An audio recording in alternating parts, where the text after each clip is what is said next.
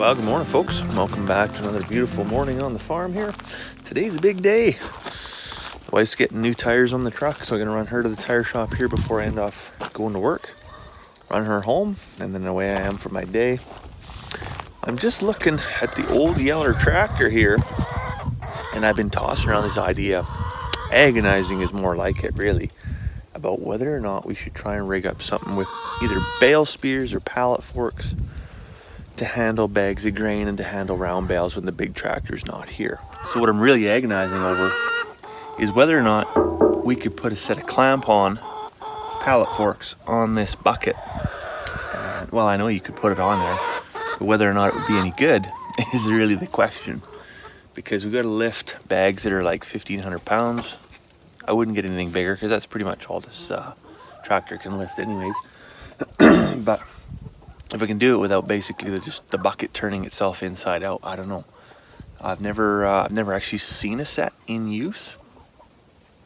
So if you have a set on your tractor, I would love to hear from you. I want to know how well they work.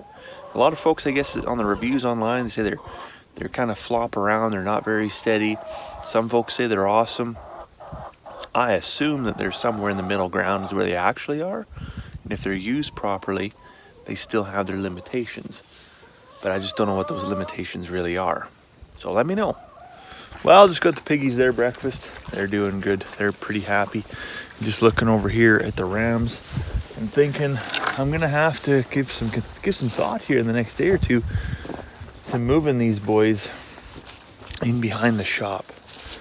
They've chewed down this grass really well and kept it under control.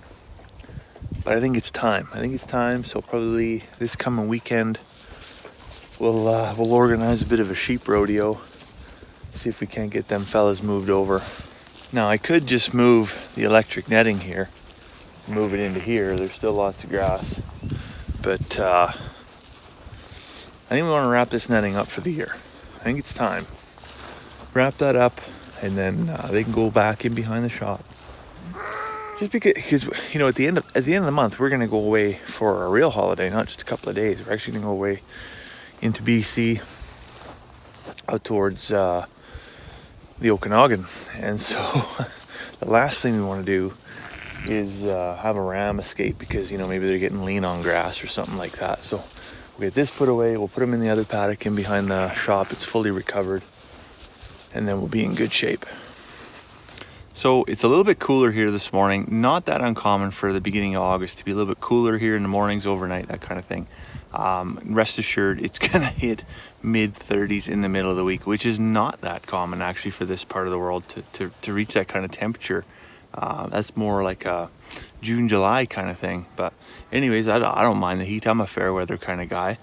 But I was noticing recently, because, you know, I have butter on my toast in the morning, and I thought this was because it was so goddamn hot that, well, maybe it's just the heat. It's warm in the house, whatever. The butter's melted. But I was like, no, like, remember Buttergate? That was a thing, right? Where the butter was so hard, it was like trying to scrape a frozen chocolate bar to get anything to put on your toast. And that's not the case anymore. And I feel uninformed.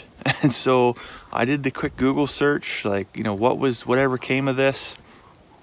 And there was lots of stuff from February of 2021 indicating, you know, that there was an investigation being launched as to whether or not it was the impacts of increased demand, right? Causing, you know, rapid production of butter, causing the texture, I guess, the dexterity of it to change. And another option was the increase in palm oil, because farmers were feeding more palm oil based feed in order to increase butter fats to get their cows to produce more.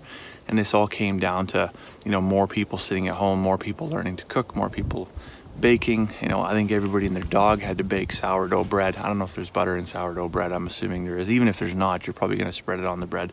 Regardless, there was an increase in demand, and butter quality deteriorated. And so now what I'm seeing is that the butter quality's back. Butter's good.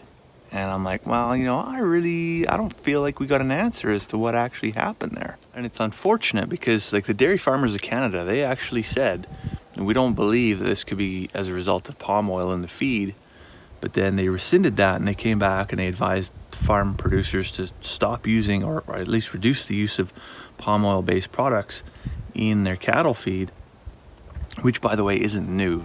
Canadian farmers have been doing that, and actually global farmers have been doing that now for at least 2 decades to increase butterfats in the milk. That's not a new thing. What may be new is the amount that they were feeding. Anyways, they advised farmers to stop, or at least reduce. And here we are now, well, kind of without an answer. And so they said they were investigating. Where's our answer? So I really feel like the dairy farmers of Canada played the plausible deniability card for far too long, going as far as to say that the increase in palm oil in the cattle feed actually couldn't have an effect on the quality of the butter produced. And you know what? I'm not a dairy farmer, but I grew up on dairy farms, and I'm like Kenny Rogers. I was raised on the dairy, but it doesn't take a rocket scientist to know that what goes in must come out, and it's gonna have an impact, right? You are what you eat. This is the age-old adage that's just like everybody knows it. It's basic, elementary stuff.